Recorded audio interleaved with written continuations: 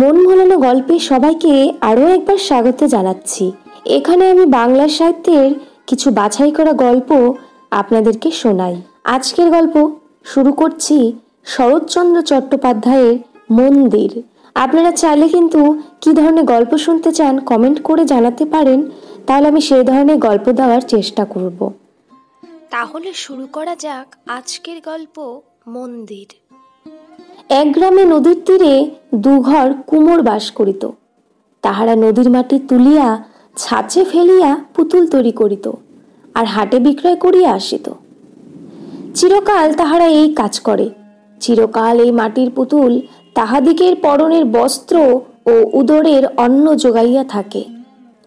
মেয়েরা কাজ করে, জল তুলে রাধিয়ার স্বামীকে পুত্রকে খাওয়ায় এবং নিবান ভস্মস্তূপের ভিতর হইতে পোড়া পুতুল বাহির করিয়া আঁচল দিয়া ঝাড়িয়া চিত্রিত হইবার জন্য পুরুষদের হাতের কাছে আগাইয়া দেয়। শক্তিনাথ এই কুম্ভকার পরিবারের মধ্যে আসিয়া স্থান গ্রহণ করিয়াছিল। রোগক্লিষ্ট ক্ষীণদেহ এই ব্রাহ্মণ কুমার তাহার বন্ধু বান্ধব, খেলাধুলা, লেখাপড়া সব ছাড়িয়া দিয়া এই মাটির পুতুলের পানে অকস্মাৎ একদিন ঝুঁকিয়া পড়িল। সে বাঁশের ছুরি ধুইয়া দিত, ছাঁচের ভিতর হইতে পরিষ্কার করিয়া মাটি চাচিয়া ফেলিত এবং উৎকণ্ঠিত ও অসন্তুষ্ট চিত্তে পুতুলের চিত্রাঙ্কন কার্য কেমন করিয়া অসাবধানতার সহিত সমাধা হইতেছে তাহাই দেখিত। কালি দিয়া পুতুলের ভ্রু, চক্ষু, ওষ্ঠ প্রভৃতি লিখিত হইত।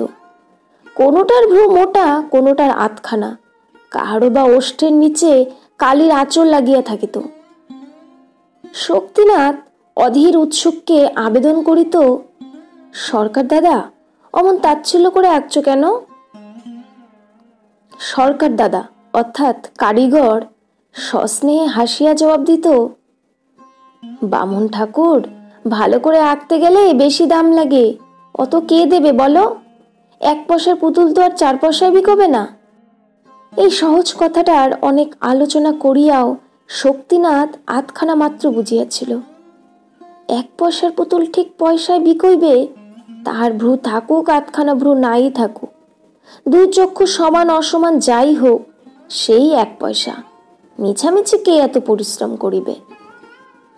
পুতুল কিনিবে বালক, 2 দণ্ড তাহাকে আদর করিবে, শোয়াইবে, বসাইবে, কোলে করিবে, তাহার পর ভাঙিয়া ফেলে দিবে, এই তো। শক্তিনাথ বাড়ি হইতে সকালবেলা যে মুড়ি মুড়কি কাপড়ে বাঁধিয়া আনিয়াছিল, তাহার ভুক্তাবশিষ্ট এখনো বাঁধা আছে।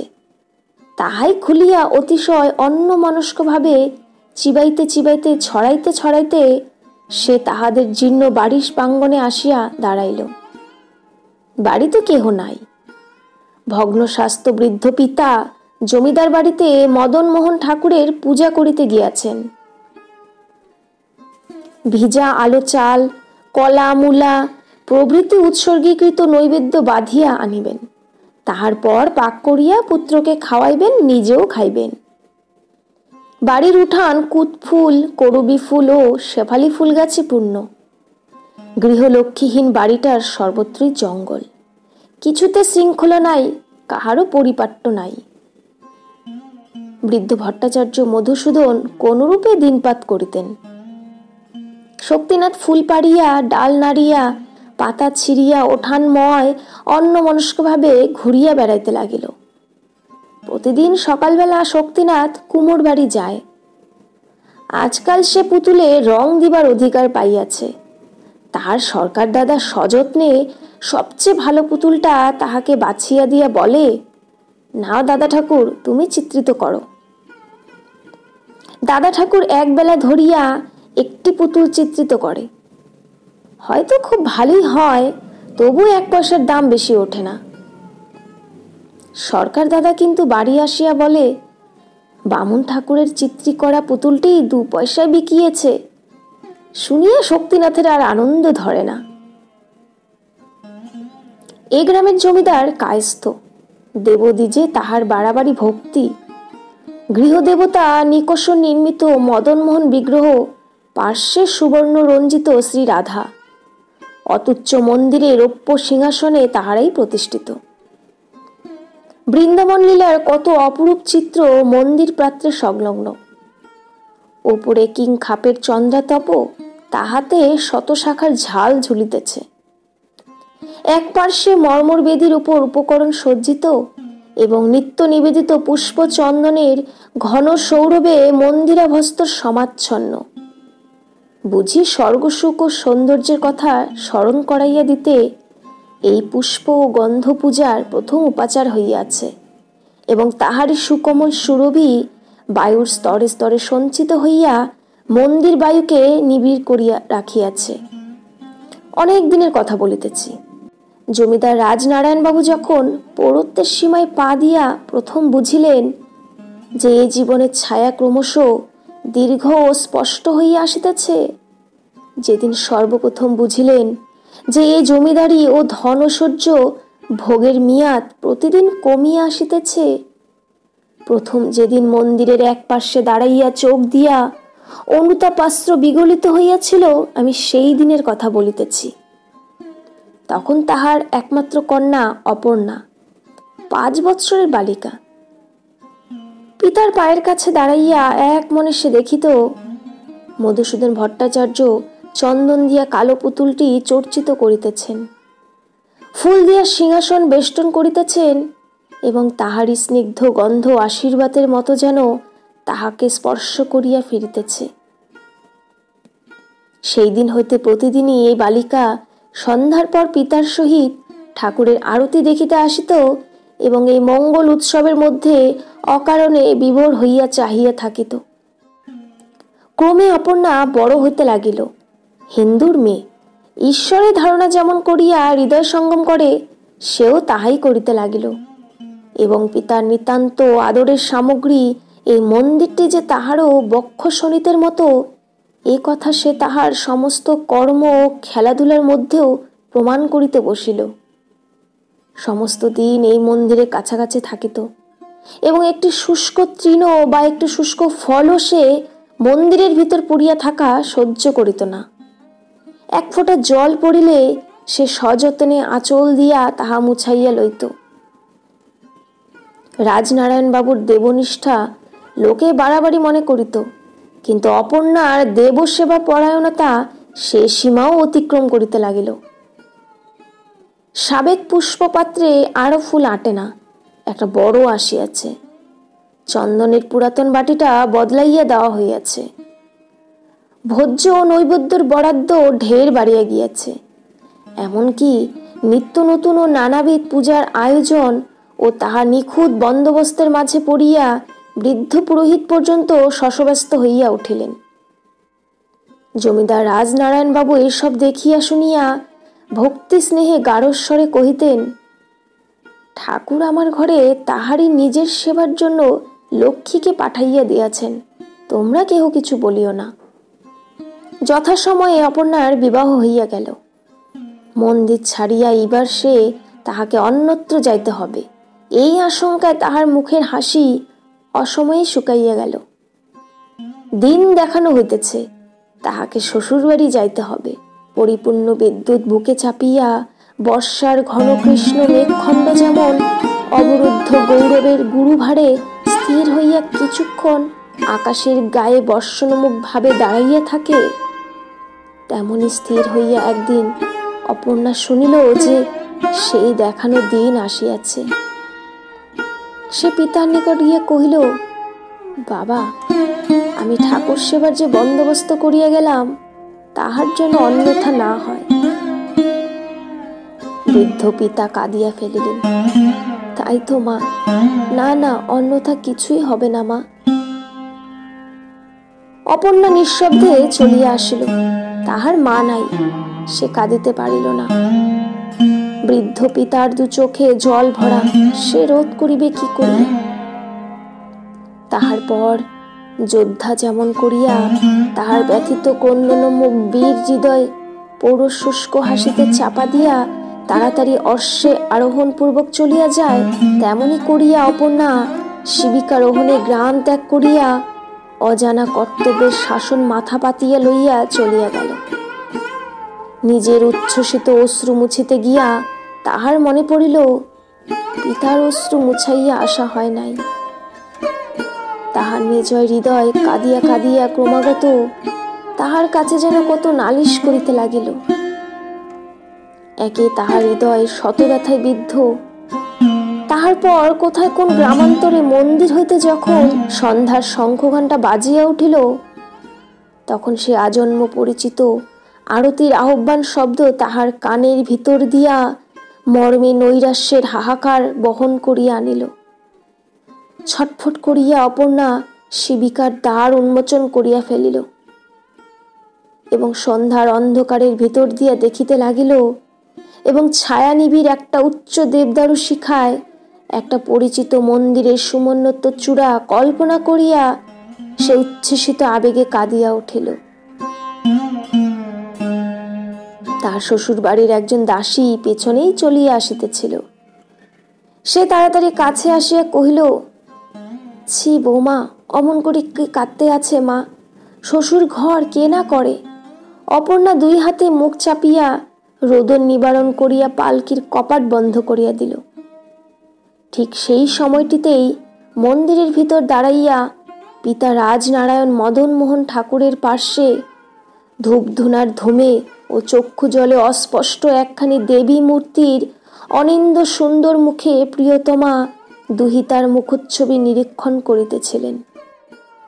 অপর্ণা স্বামী গৃহে, সেথায় তাহার ইচ্ছাহীন স্বামী সম্ভাষণের ভিতর এতটুকু আবেগ, এতটুকু চাঞ্চল্য প্রকাশ পাইল না। প্রথম প্রণয়ের স্নিগ্ধ সংকোচ, মিলনের সলজ্জ উত্তেজনা কিছুই তাহার ম্লান চক্ষু দুটির পূর্বদীপ্তি ফিরাইয়া আনিল না। প্রথম হইতেই স্বামী ও স্ত্রী দুজনেই যেন পরস্পরের কাছে কোনো দুর্বোধ্য অপরাধে অপরাধী হইয়া রহিল এবং তাহারই ক্ষুব্ধ বেদনা কুলপ্লাবিনী উচ্ছ্বসিতা তটিনীর ন্যায় একটা দুর্লঙ্ঘ ব্যবধান নির্মাণ করিয়া বাহিয়া যাইতে লাগিল। একদিন অনেক রাত্রে অমরনাথ ধীরে ধীরে ডাকিয়া কহিল, অপর্ণা, তোমার এখানে থাকতে কি ভালো লাগে না? অপর্ণা জাগিয়াছিল, বলিল, না। বাপের বাড়ি যাবে? যাব। কাল যেতে চাও? চাই। ক্ষুব্ধ অমরনাথ জবাব শুনিয়া অবাক হইয়া গেল। কিছুক্ষণ চুপ করিয়া থাকিয়া বলিল, আর যদি যাওয়া না হয়? অপর্ণা কহিল, তাহলে যেমন আছে তেমনই থাকিব। আবার কিছুক্ষণ দুজনেই চুপ করিয়া থাকিল। অমরনাথ ডাকিল, অপর্ণা। অপর্ণা অন্যমনস্কভাবে বলিল, কি? আমাকে কি তোমার কোনো প্রয়োজন নাই?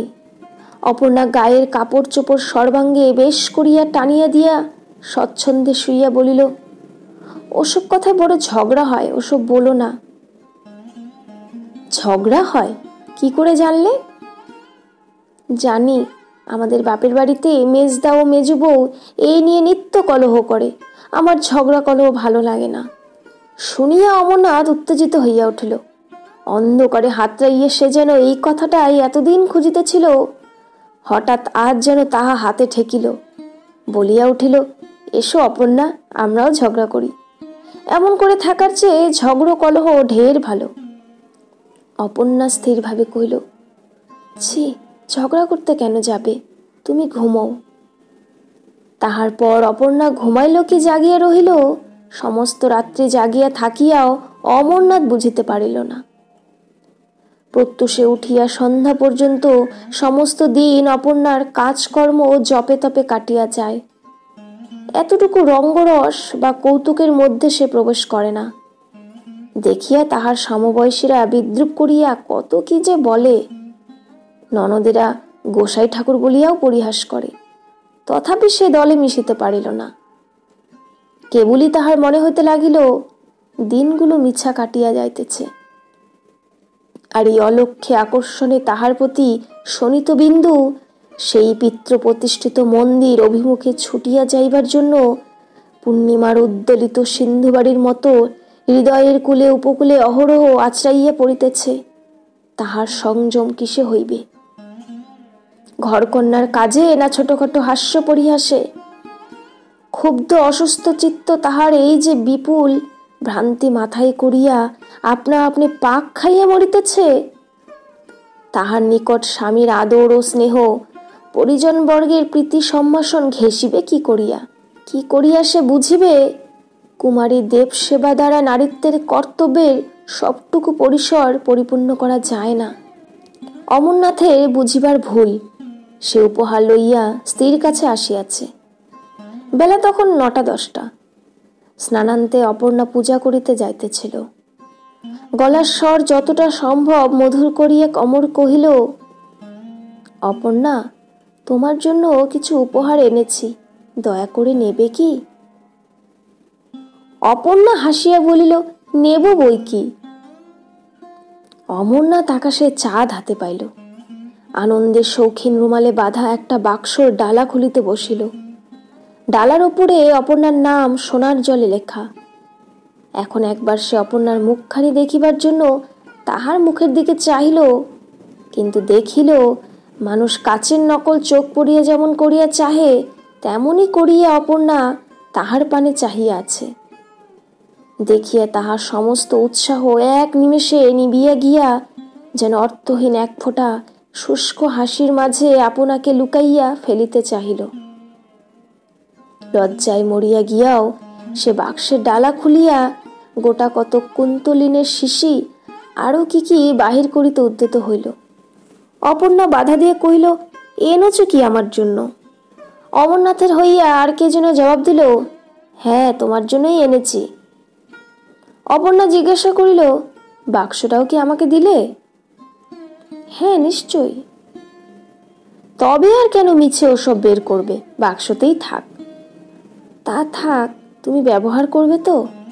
অকস্মাৎ অপর্ণা ভ্রু কুঞ্চিত করিল। সমস্ত দুনিয়ার সহিত লড়াই করিয়া তাহার ক্ষতবিক্ষত হৃদয় পরাস্ত হইয়া বৈরাগ্য গ্রহণপূর্বক নিভৃতে চুপ করিয়া বসিয়াছিল। সহসা তাহার গায়ের এই স্নেহের অনুরোধ কুৎসিত বিদ্রুপের আঘাত করিল।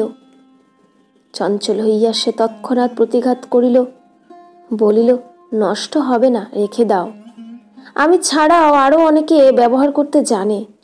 এবং উত্তরের জন্য অপেক্ষা মাত্র না করিয়া অপর্ণা পূজার ঘরে গিয়া প্রবেশ করিল। আর অমরনাথ বিহব্বলের মতো সেই প্রত্যাখ্যাত উপহারের ওপর হস্ত রাখিয়া সেইভাবেই বসিয়া রহিল।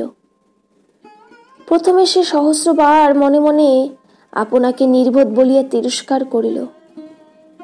বহুক্ষণ পরে সে দীর্ঘ নিঃশ্বাস ফেলিয়া বলিল, অপর্ণা পাষাণী। তাহার চোখে জল ভাসিয়া আসিল। সেইখানে বসিয়া একভাবে ক্রমাগত চক্ষু মুছিতে লাগিল। অপর্ণা তাহাকে যদি সুস্পষ্ট ভাষায় প্রত্যাখ্যান করিত, তাহা হইলে কথাটা অন্যরূপ দাঁড়াইতে পারিত। সে যে প্রত্যাখ্যান না করিয়াও প্রত্যাখ্যানের সবটুকু জ্বালা তাহার গায়ে মাখাইয়া দিয়া গিয়াছে, ইহার প্রতিকার সে কি করিয়া করিবে? অপর্ণাকে তাহার পূজার আসন হইতে টানিয়া আনিয়া তাহারই সম্মুখে তাহার উপেক্ষিত উপহারটা নিজেই লাথি মারিয়া ভাঙ্গিয়া ফেলিবে এবং সর্বসমক্ষে ভীষণ প্রতিজ্ঞা করিবে যে সে তাহার মুখ আর দেখিবে না। সে কি করিবে, কত কি বলিবে, কোথায় নিরুদ্দেশ হইয়া চলিয়া যাইবে, হয়তো ছাই মাখিয়া সন্ন্যাসী হইবে, হয়তো অপর্ণার কোনো দরুণ দুর্দিনের দিনে অকস্মাৎ কোথাও হইতে আসিয়া তাহাকে রক্ষা করিবে।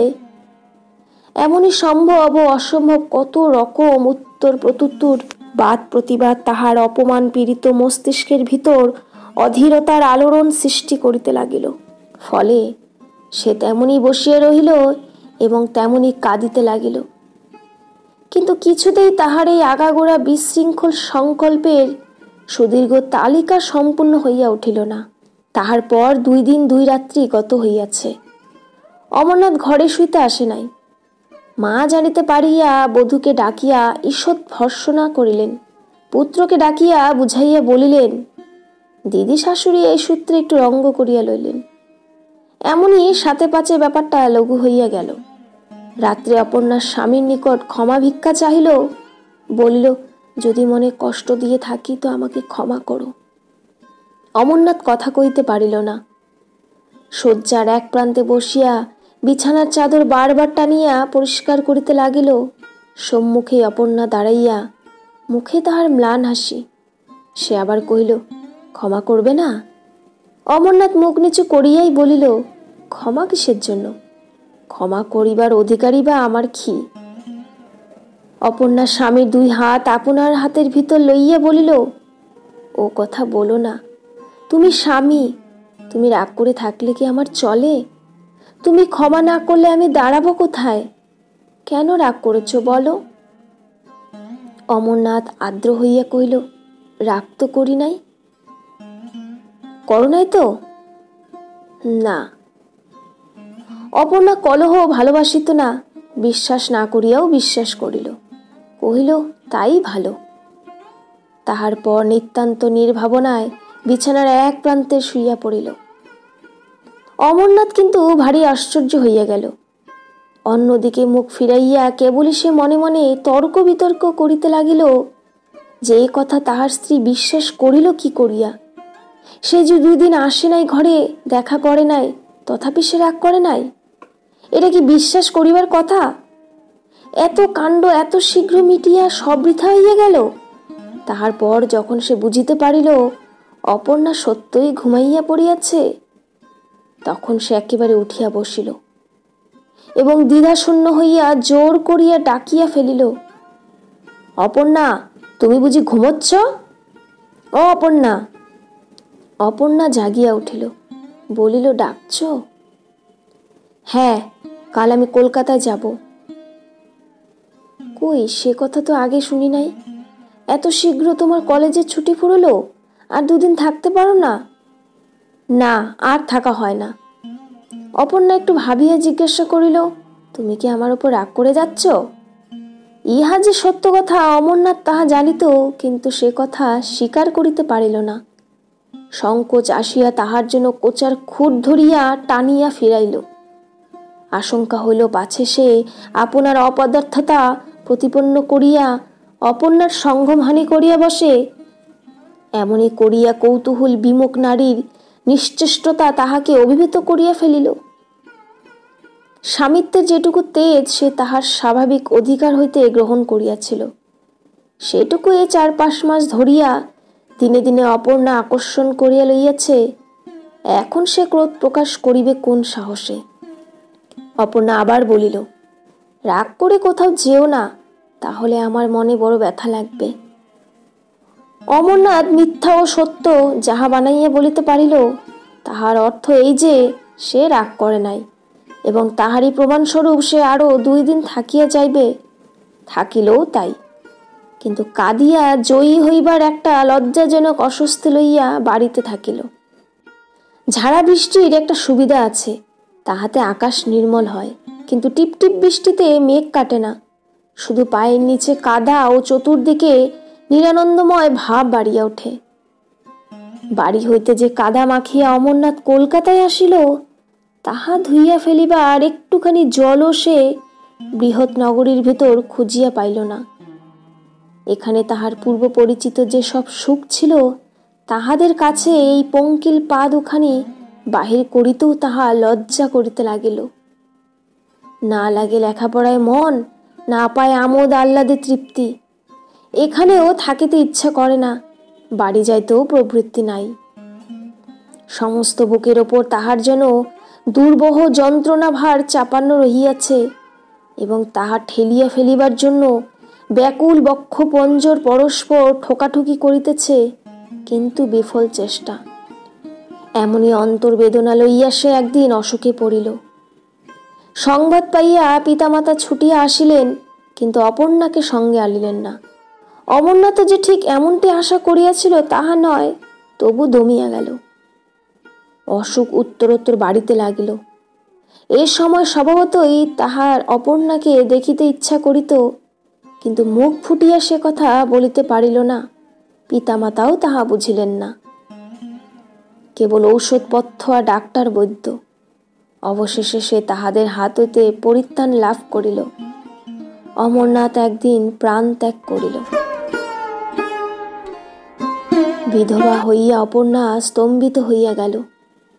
সমস্ত দিয়া একটা ভয়ঙ্কর সম্ভাবনা তাহার মনে হইল, এ বুঝি তাহারই কামনার ফল। ইহাই বুঝি সে মনে মনে এতদিন চাইতেছিল। অন্তর্যামী এতদিনে কামনা পূর্ণ করিয়াছেন। বাহিরে শুনিতে পাইল যে তাহার পিতা চিৎকার করিয়া কাঁদিতেছেন। এ কি সব স্বপ্ন? তিনি আসিলেন কখন? অপর্ণা জানলা খুলিয়া মুখ বাড়াইয়া দেখিল, সত্য সত্যই রাজনারায়ণ বাবু বালকদের মতো ধুলায় লুটিয়া কাঁদিতেছেন। পিতার দেখা দেখি সেও এবার ঘরের ভিতর লুটিয়া পড়িল, অশ্রু প্রবাহ মাটি ভিজাইয়া ফেলিল। সন্ধ্যা হইতে আর বিলম্ব নাই। পিতা আসিয়া অপর্ণাকে বুকে তুলিয়া বলিলেন, মা অপর্ণা। অপর্ণা কাঁদিয়া বলিল, বাবা, তোর মদনমোহন যে তোকে মন্দিরে ডেকেছে মা, চল। চলো বাবা, যাই। তোর যে সেখানে সব কাজ পড়ে আছে মা। পিতা স্নেহে মস্তক চুম্বন করিলেন, বুক দিয়া সর্বদুঃখ মুছিয়া লইলেন এবং তাহার পর কন্যার হাত ধরিয়া পরদিন বাড়ি আসিয়া উপস্থিত হইলেন।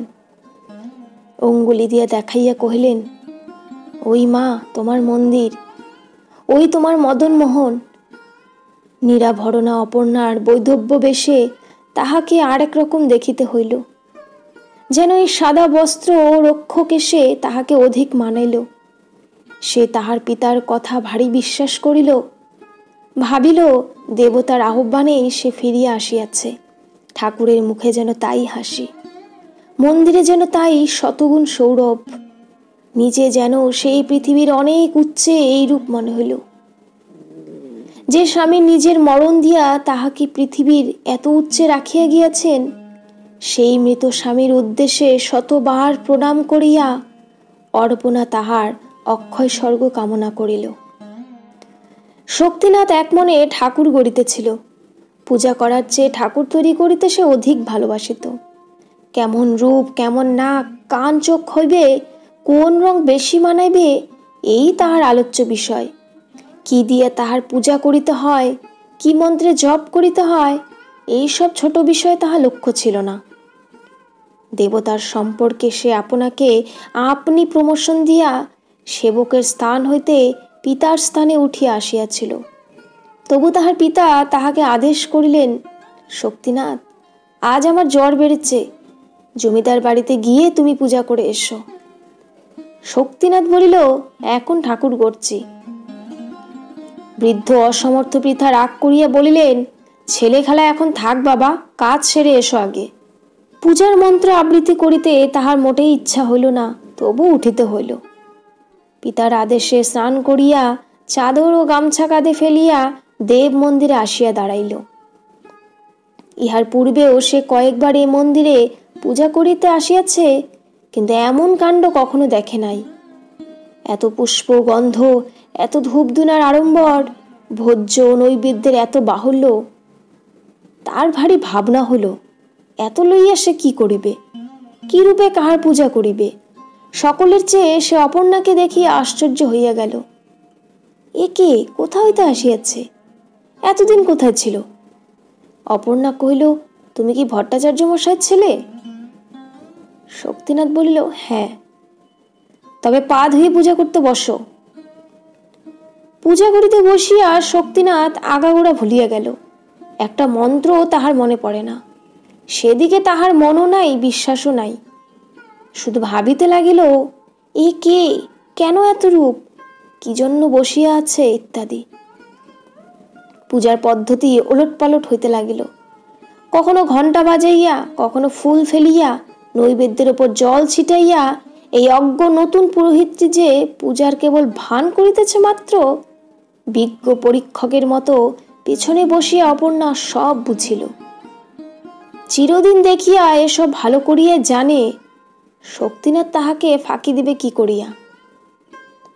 পূজা বসানে কঠিন স্বরে অপর্ণা কহিল, তুমি বামুনের ছেলে, অথচ পূজা করতে জানো না? শক্তিনাথ বলল, জানি। ছাই জানো। শক্তিনাথ বিহব্বলের মতো একবার তাহার মুখপানে চাহিল, তাহার পর চলিয়া যাইতে উদ্যত হইল। অপর্ণা ডাকিয়া ফিরাইয়া বলিল, ঠাকুর, এসব বেঁধে নিয়ে যাও, কিন্তু কাল আর এসো না।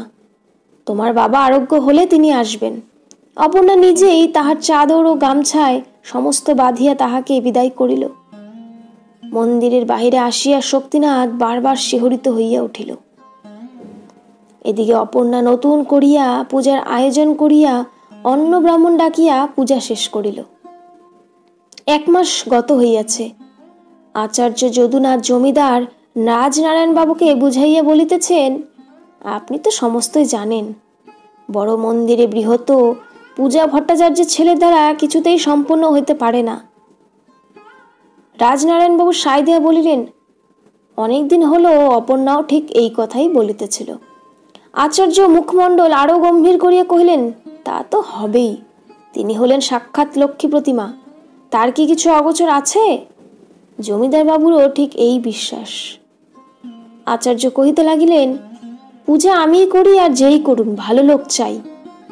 মধু ভট্টাচার্য যতদিন বেঁচে ছিলেন তিনিই পূজা করেছেন, এখন তার পুত্রের পৌরোহিত্য করা উচিত, কিন্তু সেটা তো মানুষ নয়, কেবল পট আঁকতে পারে, পুতুল গড়তে জানে, পুজো অর্চনার কিছুই জানে না। রাজনারায়ণবাবু অনুমতি দিলেন, পূজা আপনি করবেন, তবে অপর্ণাকে একবার জিজ্ঞাসা করে দেখব। পিতার নিকট এ কথা শুনিয়া অপর্ণা মাথা নাড়িয়ে বলিল, তাও কি হয়? বামুনের ছেলে নিরাশ্রয়, কোথায় তাকে বিদায় করব? যেমন জানে তেমনই পূজা করবে, ঠাকুর তাতেই সন্তুষ্ট হবেন। কন্যার কথায় পিতার চৈতন্য হইল, এতটা আমি ভেবে দেখি নাই। মা, তোমার মন্দির, তোমার পূজা, তোমার যা ইচ্ছে তাই করো, যাকে ইচ্ছা ভার দিও। এই কথা বলিয়া পিতা প্রস্থান করিলেন। অপর্ণা শক্তিনাথকে ডাকিয়া আনিয়া পূজার ভার দিল। বকুনি খাইয়া অবধি সে আর এদিকে আসে নাই। মধ্যে তাহার পিতার মৃত্যু হইয়াছে, সে নিজেও রুগ্ন। শুষ্ক মুখে তাহার শোক দুঃখের চিহ্ন দেখিয়া অপর্ণার মায়া হইল। কহিল, তুমি পূজা করো, যা জানো তাই করো, তাতেই ঠাকুর সন্তুষ্ট হবেন। এমন স্নেহের স্বর শুনিয়া তাহার সাহস হইল। সাবধান হইয়া মন দিয়া পূজা করিতে বসিল। পূজা শেষ হইলে অপর্ণা নিজের হাতে সে যাহা খাইতে পারে বাঁধিয়া দিয়া বলিল, বেশ পূজা করেছ। বামুন ঠাকুর, তুমি কি হাতে রেঁধে খাও? কোনোদিন রাঁধি, কোনোদিন যেদিন জ্বর হয় সেদিন আর রাঁধতে পারি না। তোমার কি কেউ নাই? না। শক্তিনাথ চলিয়া গেলে অপর্ণা তাহার উদ্দেশ্যে বলিল, আহা, দেবতার কাছে যুক্ত করে তাহার হইয়া প্রার্থনা করিয়া, ঠাকুর, ইহার পূজায় তুমি সন্তুষ্ট হইও, ছেলে মানুষের দোষ অপরাধ লইও না। সেই দিন হয়তো প্রতিদিন অপর্ণা দাসী তাহার সংবাদ লইত। সে কি খায়, সে কি করে, কি তাহার প্রয়োজন। নিরাশ্রয় ব্রাহ্মণ কুমারটিকে সে তাহার অজ্ঞাত সারে আশ্রয় দিয়া তাহার সমস্ত ভার স্বেচ্ছায় মাথায় তুলিয়া লইল। এবং সেই দিন হইতে এই কিশোর ও কিশোরী তাহাদের ভক্তি, স্নেহ, ভুল ভ্রান্তি সব এক করিয়া এই মন্দিরটিকে আশ্রয়পূর্বক জীবনের বাকি কাজগুলিকে পর করিয়া দিল। শক্তিনাথ পূজা করে, অপর্ণা দেখাইয়া দেয়। শক্তিনাথ স্তব পাঠ করে, অপর্ণা মনে মনে তাহার সহজ অর্থ দেবতাকে বুঝাইয়া দেয়। শক্তিনাথ গন্ধ পুষ্প হাত দিয়া তুলিয়া লয়, অর্পণা অঙ্গুলি দিয়ে দেখাইয়া বলে, বামুন ঠাকুর, আজ এমনই করে সিংহাসন সাজাও দেখি, বেশ দেখাবে। এমনই করিয়া এই বৃহৎ মন্দিরের বৃহৎ কাজ চলিতে লাগিল। দেখিয়া শুনিয়া আশ্চর্য কহিলেন, ছেলে খেলা হচ্ছে? বৃদ্ধ রাজনারায়ণ বলিলেন, যা করে হোক, মেয়েটা নিজের অবস্থা ভুলে থাকলেই বাঁচি। থিয়েটারের স্টেজে যেমন পাহাড় পর্বত ঝড় জল এক নিমেষে উড়িয়া গিয়া একটা মস্ত রাজপ্রাসাদ কোথা হইতে আসিয়া জোটে, আর লোকজনের সুখ সম্পদের মাঝে দুঃখ দৈন্যের সমস্ত চিহ্ন বিলুপ্ত হয়, শক্তিনাথের জীবনও যেন এইরূপ হইয়াছে।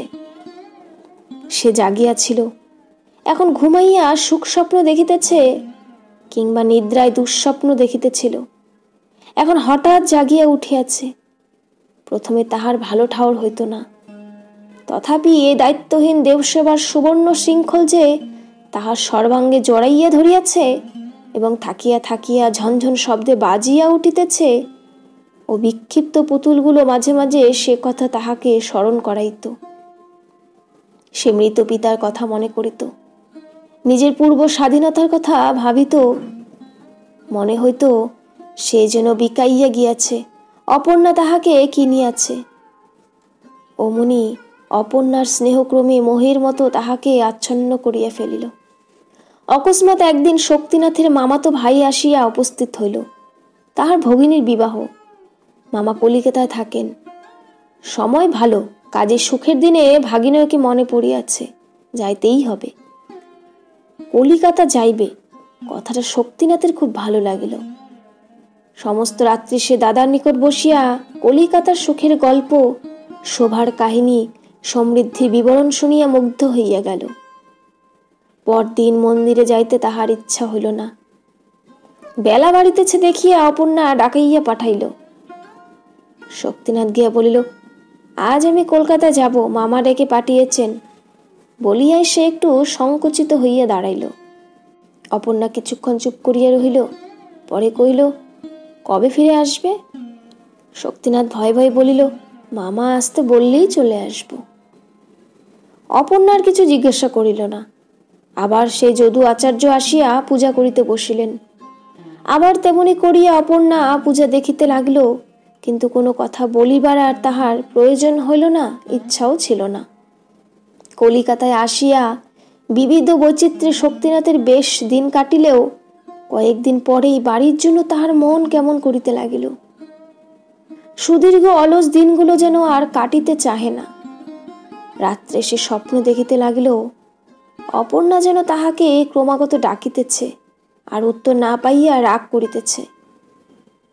তাই একদিন সে মামাকে কহিল, আমি বাড়ি যাব মামা। মামা নিষেধ করিলেন, সে জঙ্গলে গিয়ে আর কি হবে? এইখানে থেকে লেখাপড়া করো, আমি তোমার চাকরি করে দেব। শক্তিনাথ মাথা নাড়িয়া চুপ করিয়া রহিল। মামা কহিলেন, তবে যাও। বড় বউ শক্তিনাথকে ডাকিয়া বলিলেন, ঠাকুরপু, কাল বুঝি বাড়ি যাবে? শক্তিনাথ বলিল, হ্যাঁ যাব। অপর্ণার জন্য মন কেমন করছে নাকি? শক্তিনাথ বলল, হ্যাঁ। সে তোমাকে খুব যত্ন করে না? শক্তিনাথ মাথা নাড়িয়া কহিল, খুব যত্ন করে। বড় বউ মুখ টিপিয়া হাসিলেন। তিনি অপর্ণার কথা পূর্বেই শক্তিনাথের নিকট শুনিয়া লইয়াছিলেন। বলিলেন, তবে ঠাকুরপু, এই দুটি জিনিস নিয়ে যাও, তাকে দিও, সে আরো ভালোবাসবে। বলিয়া তিনি একটি শিশিরের ছিপি খুলিয়া খানিকটা দেলখোস শক্তিনাথের গায়ে ছড়াইয়া দিলেন। গন্ধে শক্তিনাথ পুলকিত হইয়া শিশি দুইটা চাদরে বাঁধিয়া পরের দিন বাড়ি ফিরিয়া আসিল। শক্তিনাথ মন্দিরে প্রবেশ করিয়াছে, পূজা শেষ হইয়াছে। চাদরে সেই শিশি দুইটি বাঁধা আছে, কিন্তু দিতে সাহস হইতেছে না। এই কয়দিনে অপর্ণা তাহার নিকট হইতে এত দূরে সরিয়া গিয়াছে। মুখ ফুটিয়া কিছু বলিতে পারিল না। তোমার জন্য সাত করিয়া কলিকাতা হইতে ইহা আনিয়াছি। সুগন্ধে তোমার দেবতা তৃপ্ত হন, তাই তুমিও হইবে। এইভাবে 7-8 দিন কাটিল। নিত্য সে চাদরে বাঁধিয়া শিশি দুইটি লইয়া আসে, নিত্যই ফিরাইয়া লইয়া যায়, আবার যত্ন করিয়া পরের দিনের জন্য তুলিয়া রাখে। পূর্বের মতো একদিনও যদি অপর্ণা তাহাকে ডাকিয়া একটা কথাও জিজ্ঞাসা করিত, তাহা হইলে হয়তো সে তাহাকে দিয়া ফেলিত, কিন্তু এ সুযোগ আর কিছুতেই হইল না। আজ 2 দিন হইতে তাহার জ্বর হইতেছে, তবু ভয়ে ভয়ে সে মন্দিরে পূজা করিতে আসে। কি একটা অজানা আশঙ্কায় সে পীরের কথাটা বলিতে পারে না। অপর্ণা কিন্তু সংবাদ লইয়া জানিত যে 2 দিন হইতে শক্তিনাথ কিছু খায় নাই, অথচ পূজা করিতে আসিতেছে। অপর্ণা জিজ্ঞাসা করিল, ঠাকুর, তুমি 2 দিন হতে কিছু খাও নাই কেন? শক্তিনাথ শুষ্ক মুখে কহিল, আমার রাত্রে রোজ জ্বর হয়। জ্বর হয়? তবে স্নান করে পূজা করতে এসেছো কেন? এ কথা বলো নাই কেন? শক্তিনাথের চোখে জল আসিল। মুহূর্তে সব কথা ভুলিয়া গিয়া সে চাদর খুলিয়া শিশি দুইটি বাহির করিয়া বলিল, তোমার জন্য এনেছি। আমার জন্য? হ্যাঁ, গন্ধ তুমি ভালোবাসো না? উষ্ণ দুধ যেমন একটুখানি আগুনের তাপ পাইবে মাত্র টকবক করিয়া ফুটিয়া উঠে, অপর্ণার সর্বাঙ্গে রক্ত তেমনি করিয়া ফুটিয়া উঠিল। শিশি দুইটি দেখিয়া এসে চিনিয়াছিল, গম্ভীরস্বরে বলিল, দাও। হাতে লইয়া অপর্ণা মন্দিরের বাহিরে যেখানে পূজা করা ফুল শুকাইয়া পড়িয়াছিল সেইখানে শিশি দুইটি নিক্ষেপ করিল। আতঙ্কে শক্তিনাথের বুকের রক্ত জমাট বাঁধিয়া গেল। কঠিন স্বরে অপর্ণা কহিল, বামুন ঠাকুর, তোমার মনে এত, আর তুমি আমার সামনে এসো না, মন্দিরের ছায়াও মারিও না। অপর্ণা চম্পকাঙ্গুলি দিয়া বহির্দেশ দেখাইয়া বলিল, যাও। আজ 3 দিন হলো শক্তিনাথ গিয়াছে। আবার যদু আচার্য পূজা করিতে বসিয়াছেন। আবার ম্লান মুখে অপর্ণা চাহিয়া দেখিতেছে, এ যেন কাহার পূজা কে আসিয়া শেষ করিতেছে। পূজা সাঙ্গ করিয়া নৈবেদ্যের রাশি গামছায় বাঁধিতে বাঁধিতে আচার্য মহাশয় নিঃশ্বাস ফেলিয়া বলিলেন, ছেলেটা বিনা চিকিৎসায় মারা গেল। আচার্যের মুখপানে চাহিয়া অপর্ণা জিজ্ঞাসা করিল, কে মারা গেল? তুমি বুঝি শোনো নাই, কয়েকদিনের জ্বরের শক্তিনাথ ওই মধু ভট্টাচার্যের ছেলে আজ সকালবেলা মারা পড়েছে। অপর্ণা তবুও তাহার মুখ পানে চাহিয়া রহিল। আচার্য দ্বারের বাহিরে আসিয়া বলিলেন, পাপের ফলে আজকাল মৃত্যু হচ্ছে, দেবতার সঙ্গে তামাশা চলে মা। আচার্য চলিয়া গেলেন। অপর্ণা দ্বার রুদ্ধ করিয়া মাটিতে মাথা ঠুকিয়া কাঁদিতে লাগিল। সহস্রবার কাঁদিয়া জিজ্ঞাসা করিতে লাগিল, ঠাকুর, এ কার পাপে? বহুক্ষণ পরে সে উঠিয়া বসিল। চোখ মুছিয়া সেই শুষ্ক ফুলের ভিতর হইতে স্নেহের দান মাথায় করিয়া তুলিয়া লইল। মন্দিরের ভেতর আবার প্রবেশ করিয়া দেবতার পায়ের কাছে তাহা নামাইয়া দিয়া কাঁদিয়া কহিল, ঠাকুর, আমি যা নিতে পারি নাই তা তুমি নাও।